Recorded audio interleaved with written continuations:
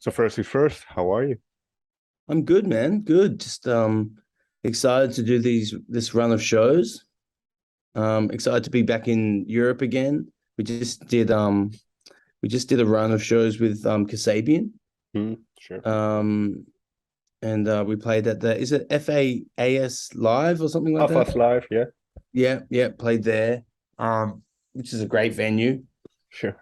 Yeah, and it was nice to play in front of some more people, but yeah, just happy to be in mainland Europe again and playing some shows and excited for tonight. It's only a small venue, but I think it's going to be fun.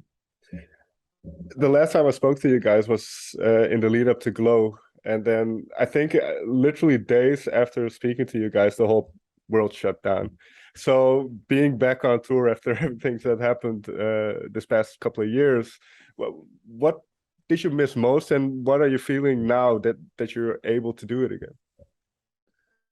Well, it was a couple of years that went by with COVID was a pretty strange time, I think, for everyone. And as horrible as it was, I think it gave people a lot of perspective about where they were at with their life and what they're doing and how they approach their job and all that kind of stuff. And for me, we'd been touring pretty consistently since we'd kind of even released our first EP. We've kind of been in this cycle of release an album, tour it for 18 months, record a new album, release an album, and it was pretty nonstop.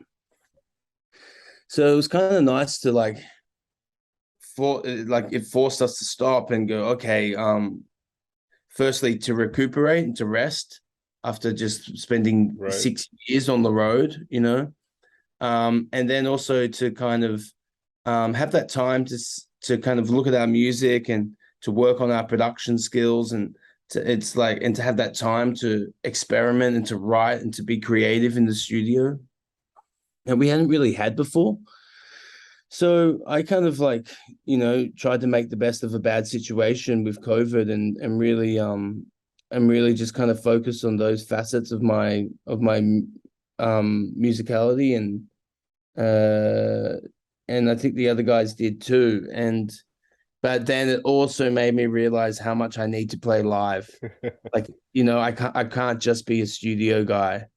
Um I'm playing live music and the rush and the adrenaline of being on stage and also it's like for me there's no point in writing all this beautiful music in and music you're proud of just in the studio when you don't get to see the reactions on people's faces and get to play them to it live and get them to sing the lyrics back to you. That's a huge huge part of the industry for me.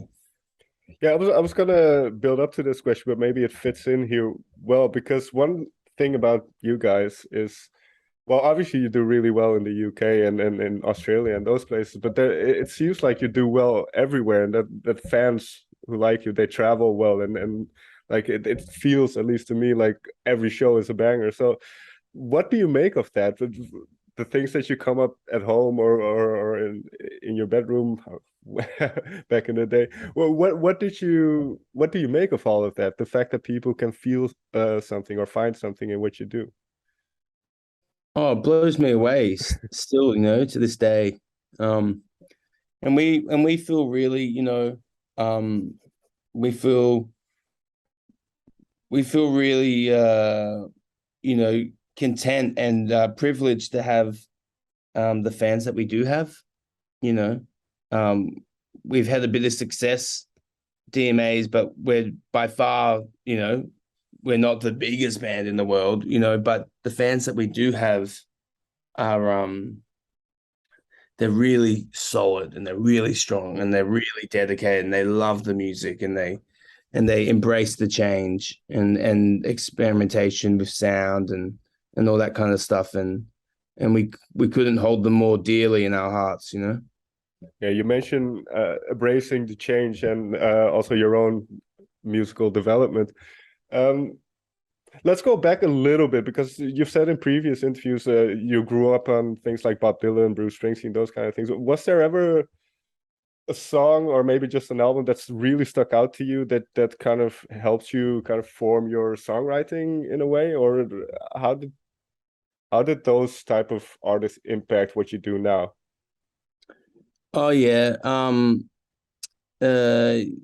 yeah, the probably like Bob Dylan's Blood on the Tracks Okay. was a big one. And then Nebraska by Right, sure. Bruce Springsteen. That was a really big one for me. Joni Mitchell's Blue was up there. Um, and yeah, and then also I always talk about this thing because it's like when I was a teenager, the internet was around, but it wasn't really what we know as the internet today, you know? So this is like what, 15 years ago or something like that. And CDs were still massive. Um, LimeWire was there, but you know, Yeah. people were downloading illegally or Napster or something like that, you know, but it wasn't Spotify and what we know with streaming music, or there was no YouTube. I didn't know of YouTube at the time. You know, I was, you know, so like a big part of it was sharing CDs.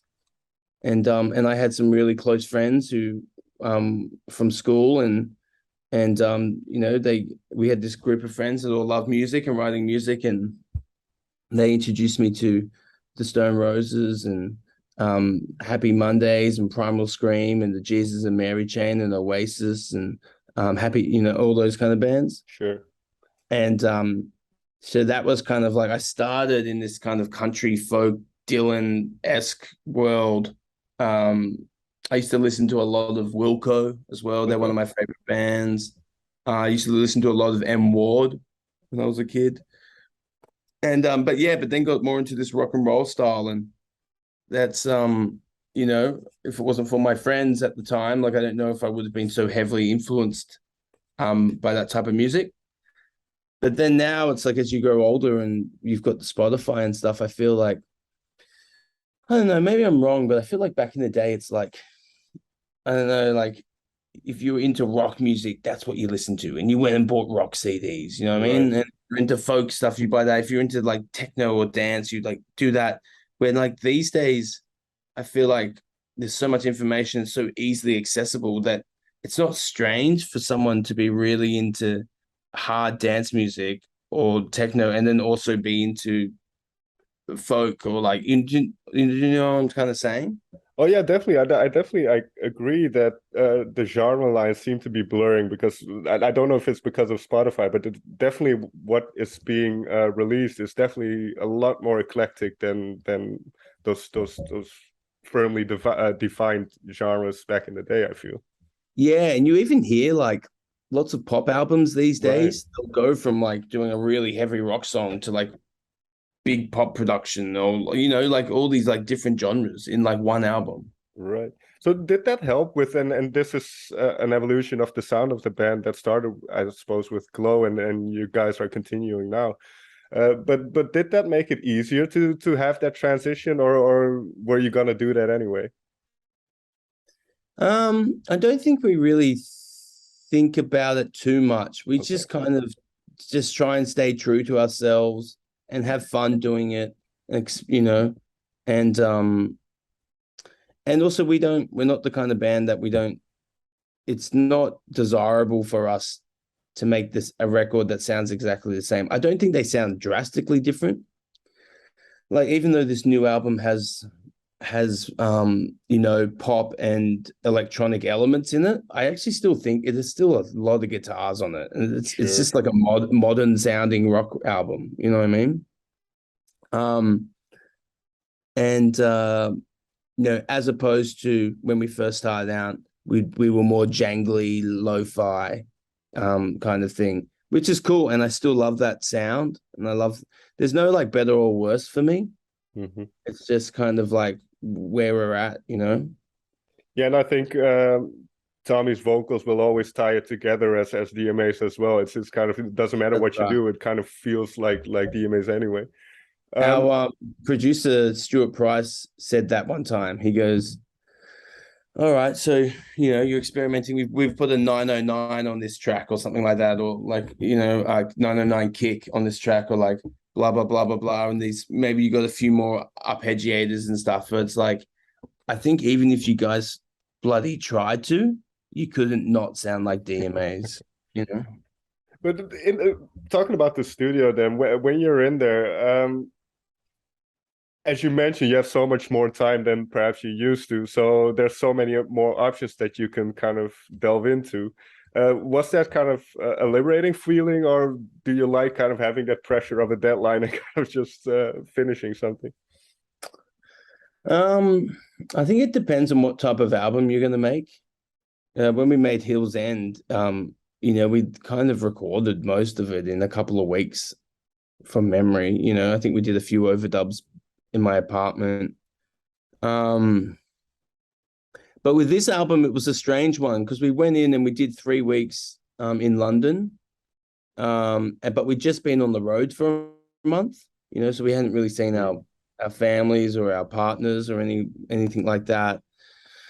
And we went in and we recorded the tracks with Rich Costey and Stuart Price, and which was amazing. They did lots of great stuff, but it was kind of like we reached the end of that, and then Omicron happened.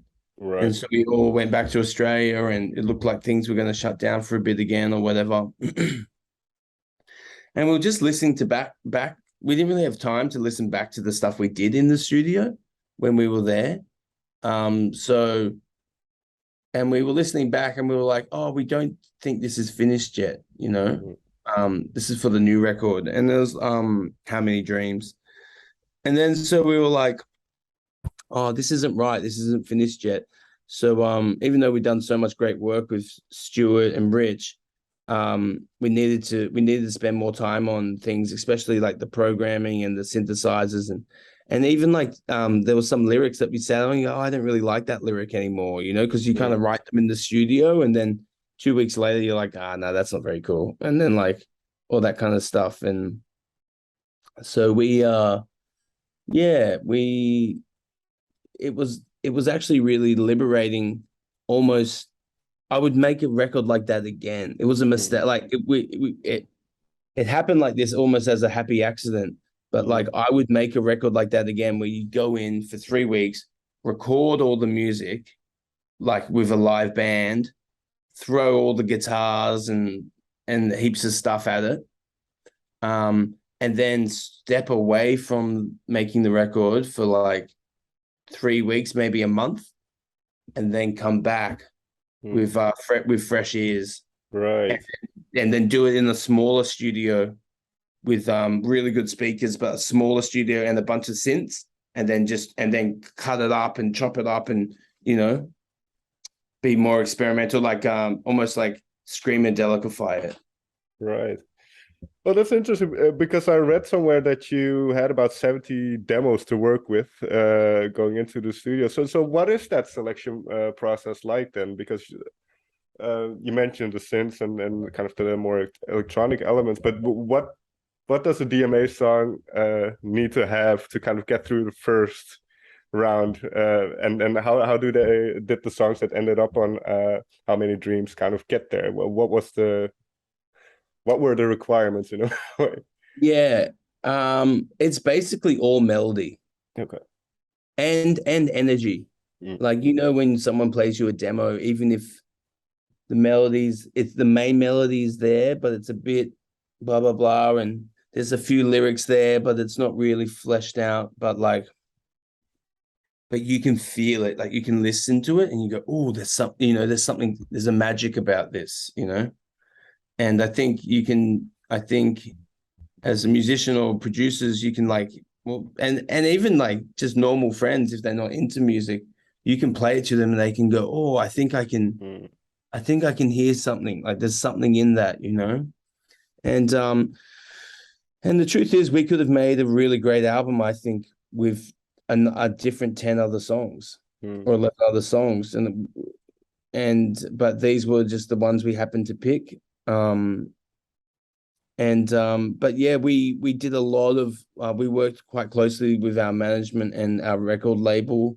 And we would have like listening parties where we would all sit around and we'd sit down and we would listen to like, you know, as many of the demos as we can and talk about them and go, you know, how do you hear this sounding? How can we improve on this? Or sometimes what we do is we get one demo and we get another demo and then we transpose them into the same key and then just make them one song, just super. But in terms of the overall, because you mentioned energy as well, and it feels like, and I haven't listened to the album fully, but it feels like a lot more optimism. Like even if you just read out the titles, it seems like a focus on the future rather than past. Is that fair to say?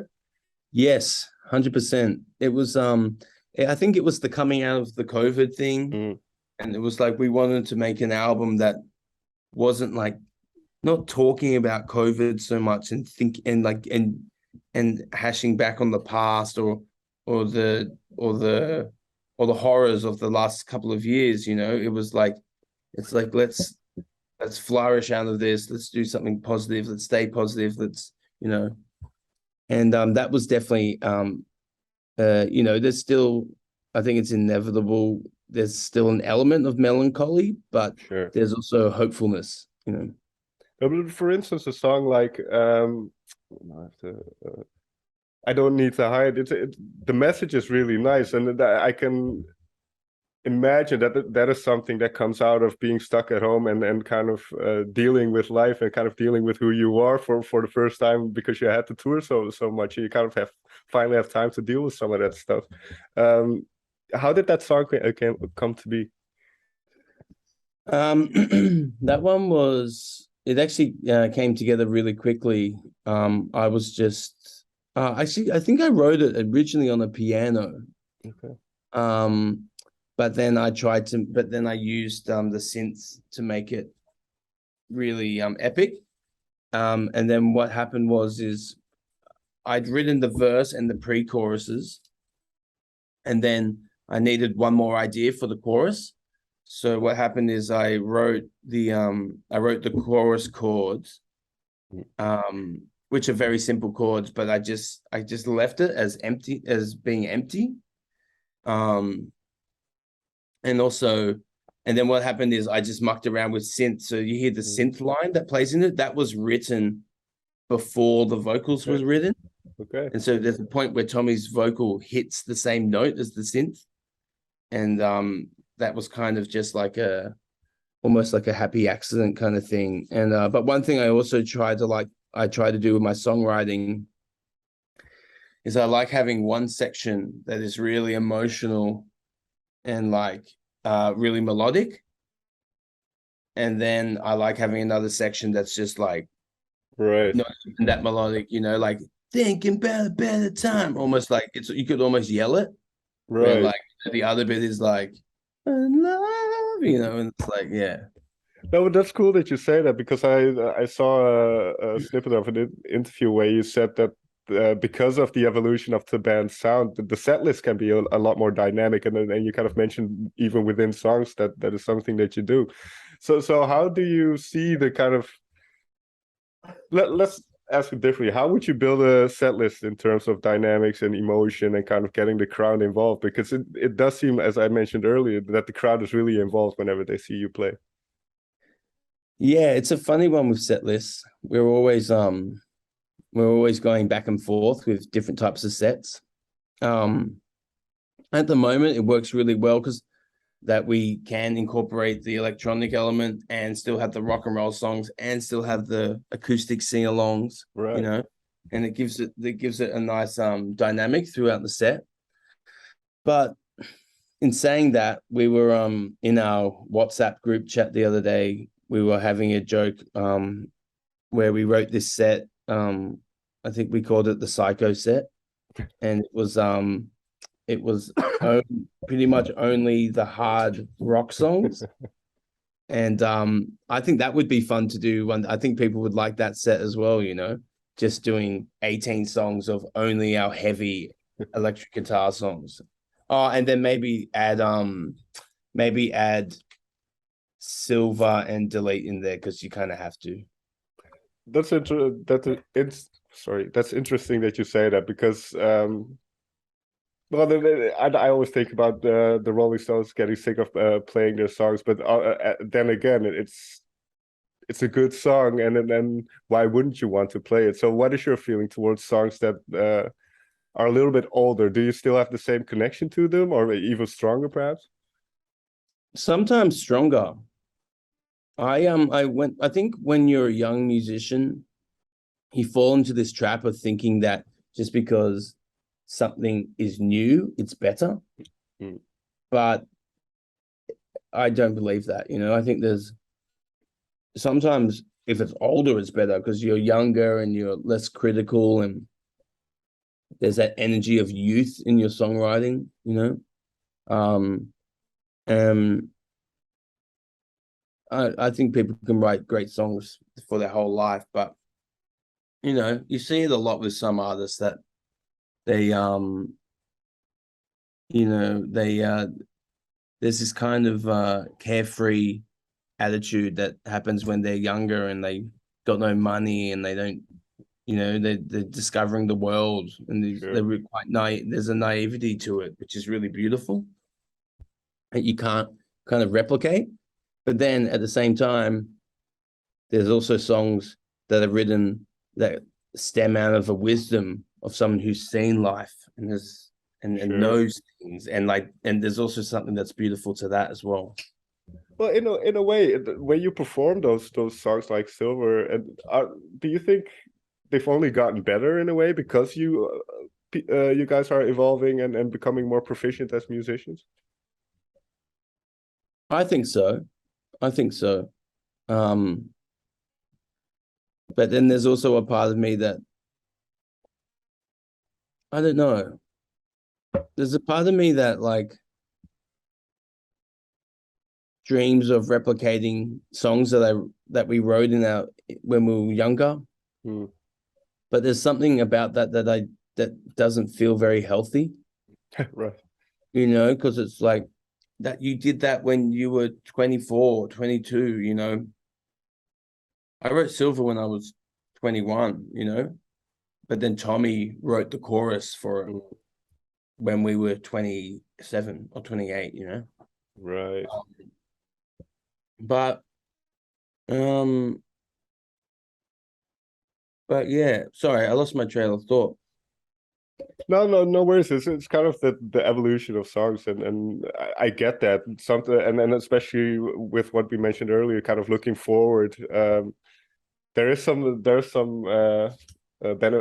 benefits in looking back, but it's also very healthy, I think, to look Oh, forward. yes, sorry, that's what I was saying. Yeah, just trying to be who you once were. Mm. It's like, no, be the new version of who you are now. So I with feel like that, that's more yeah, important. fair enough. So with that in mind, then, and this is final question. I always find it interesting. Whenever I list the album, sometimes I like the less obvious songs better. So, is there one song out of your catalog, and can be from the new album, that you either wish had more recognition or that you hope will do well? Yes, there is. There's a song on the new record. It's called Carle, and it's pretty much there's some electric bass in it, but it's pretty much the whole song is electronic and synthesizers, Okay. drum machines. There's real drums and there's real bass. But the melodies, it started off as like an instrumental, and then Tommy wrote these melodies in it, and there's some of my favorite DMA's melodies. Okay. And it's sonically, it's quite obscure for DMAs, but it just has a certain energy to it, and it doesn't really have like a standard song structure because Mm. DMAs we're quite classic in our songwriting, and this is more like, I don't know, it's just kind of all over the shop. But there's something I find really intriguing about that, and the song itself has a amazing energy, and I think I'd love to see that, have its time in the sunshine. One last thing about this then, because when you're working on a song like that, do you kind of is there a lot of excitement then that you're heading in this direction where you haven't been before, and you kind of feel like, okay, this is going to be interesting? Or what is the feeling like when you're working on a song like this that is somewhat of a departure from what people know from you? It's really exciting. But then there's also a part of it that is terrifying, because we don't want to alienate our fans and the people who have been with you since the start. But I think if they're real fans, I think they'll grow with you, and they will accept the fact that you're trying something different, and you're changing. And like I said, there's some songs like that which are drastically different, and but to be honest, it's still DMAs. Like when you listen to it, it still feels like DMAs. It just feels like maybe a more modern version of it. But over this new album, like I think people focus on the fact that we talk about that we were using synths and stuff more because we were just a jangly guitar band. That's all we used back in the day. But the truth is, it's just still a rock record, and it's a modern rock record, and there's still some beautiful songs. There's still some classic DMA songwriting in there. There's just a few things that we've thrown in there which are a little bit surprising, but I feel like when we released In the Air, people thought that was a bit different, or and like when we released, I remember The End and stuff like that, people were like, oh, and then Life is a Game of Changing. People were like, oh, what, but a year later, 2 years later, some people's favorite songs, and Right. that's the best thing. That's the best kind of relationship you can have with your favorite band, is that, you'll like some of my favorite albums was when I listened to this record, right, again and again and again and again. But I would say there's maybe track 7 or track 8 I would skip because I didn't really like it. But then I've listened to the album so much that like I'm kind of bored of the songs that I've listened to, and so I go, oh, I might as well listen to those tracks that I used to skip, and then they become my favorite tracks. Right. Yeah, it's funny how that works, and well, we'll see what happens, right, once the album comes out. But I wish you all the best. Thank you so much for taking the time to talk with me. Thanks, man.